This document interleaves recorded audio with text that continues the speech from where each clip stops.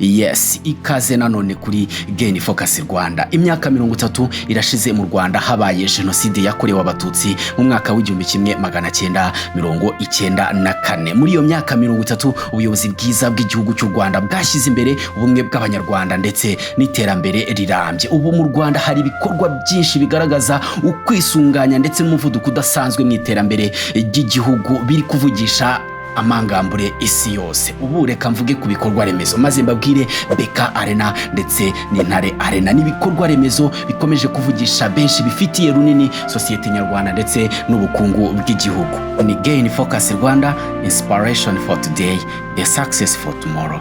Wibagirwe gukanda subscribe, like, comment ndetse na share nuza kuryoherwa n'iki kiganiro.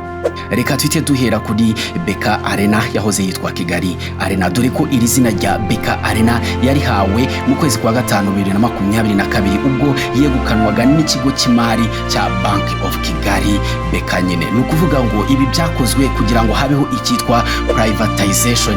Ibi ngibi bizwi muri economy cyane, aho leta yegurira bimwe mu bikorwa remezo cyangwa se mu mitungo yayo abikorera kugira ngo birusheho kubyazwa umusaruro. Iyi BK Arena ni inyubako itangaje cyane iherereye mu mujyi wa Kigali, ikaba yaratangiye gukoreshwa muri August cyangwa se kwezi kwa 8 2019. Iyi ifite ubushobozi bwo kwakira abantu 10,000.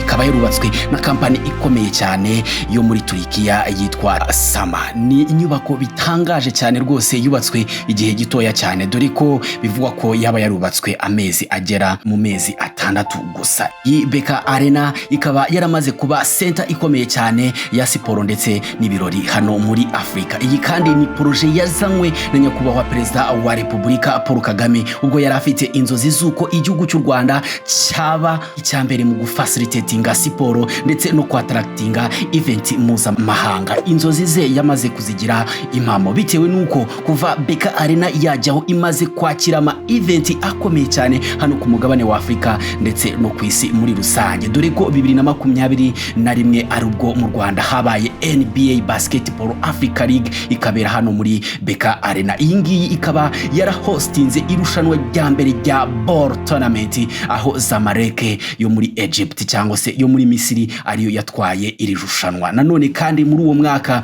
FIBA Afro Basket yarabaye, aho iyi event yahuruje amakipe ya basketball mpuzamahanga ava mu bihugu byazo akaza hano mu Rwanda muri iyi mikino, bikagenda bigaragaza ko iyi arena rwose ifite umumaro ukomeye cyane. Si cyo gusa kandi iyi BK Arena yanakiriye African Handball Championship. Ni ukuvuga ngo si ibyo gusa, kubera ko BK Arena yakira amarushanwa agiye atandukanye. Nk'urundi rugero nta rundi ni African Senior Taekwondo Championship. Iyi ni indi event ikomeye cyane yabereye muri BK Arena. Ndi event ikomeye cyane yabereye muri BK Arena ni Trace Award. Iyi nayo yavugishije abantu benshi cyane. Ibuye rya BK Arena mu kubaka ubukungu bw'igihugu cy'u Rwanda nayo riri kugenda rwose rigaragara cyane, bitewe nuko izi event zose zizataratinga abantu baturutse imihanda n'imihanda kuri isi yacu maze bakazana amadevize muri iki gihugu cyacu. Ni nako kandi Visit Rwanda igenda irushaho gutera imbere cyane kandi igenda irushaho kwinjiza amadevize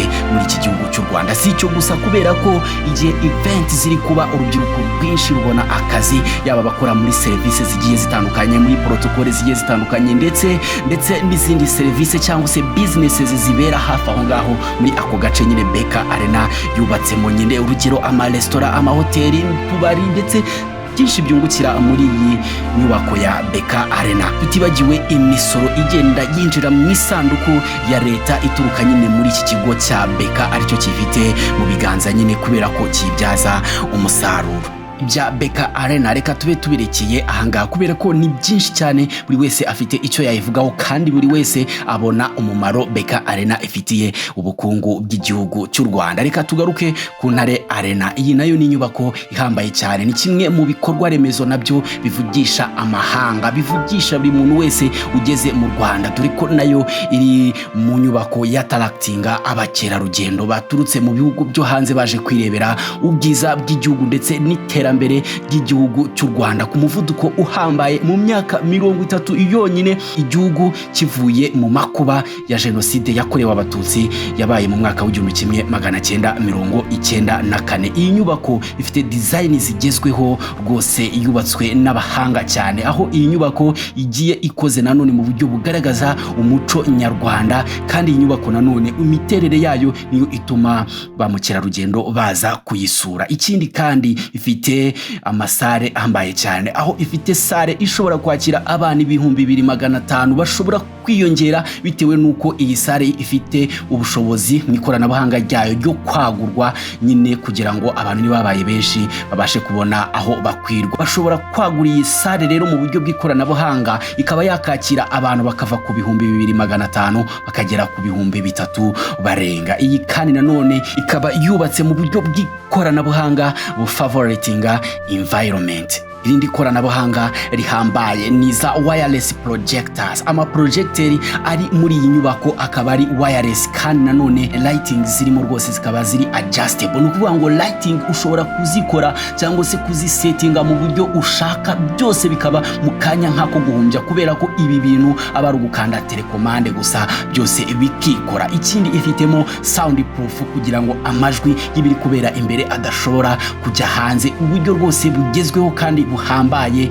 iyi nyubako ikaba ibufite, ndetse bikaba bigenda bishyira ku mwanya wa mbere mu nyubako zihambaye cyane cyane hano muri Afrika ndetse no mu isi muri rusange.